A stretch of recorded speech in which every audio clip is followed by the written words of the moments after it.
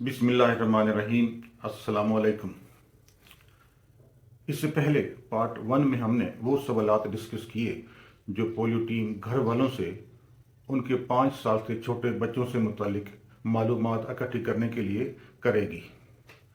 अब इस पार्ट 2 में हम वो सवालात डिस्कस करेंगे जो पोलियो टीम घर वालों से उनके घर में मौजूद मेहमान बच्चों से मुतालिक करेगी। सबसे पहला सवाल ये होगा कि आपके घर में कितने मेहमान बच्चे हैं। अगर जवाब मिलता है कि हाँ हैं, तो फिर टीम ये पूछे कि कितने बच्चे हैं।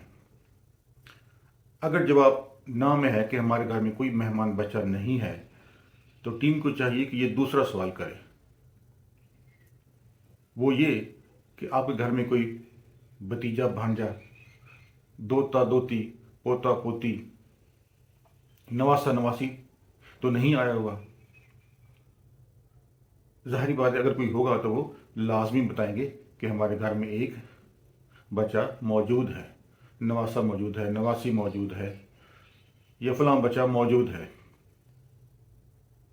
लेकिन अगर घर वाले ये कहते हैं कि हमारे घर में कोई ऐसा बच्चा भी नहीं है, तो फिर टीम को ये तीसरा सवाल लाजमी करना चाहिए।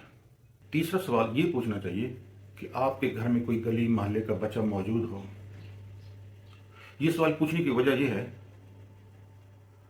कि हो सकता है कोई बच्चा वहाँ ट्यूशन पढ़ने आया हो, कोई सिपारा पढ़ने आया हो, या घर में कोई छोटा सा फैमिली फंक्शन हो, उसमें कोई फैमिली आई होती है, उनके साथ कोई छोटा बच्चा हो। या बाज़ बात ये भी होता है कि खुदा न खास्ता उस घर में कोई बीमार हो, तो गली मोहल्ले से कुछ लोग, कुछ फैमिली उसकी तीमारदारी के लिए वहाँ मौजूद होते हैं, तो इस बात का भी इम्कान होता है कि उनके साथ कोई छोटा बच्चा भी हो।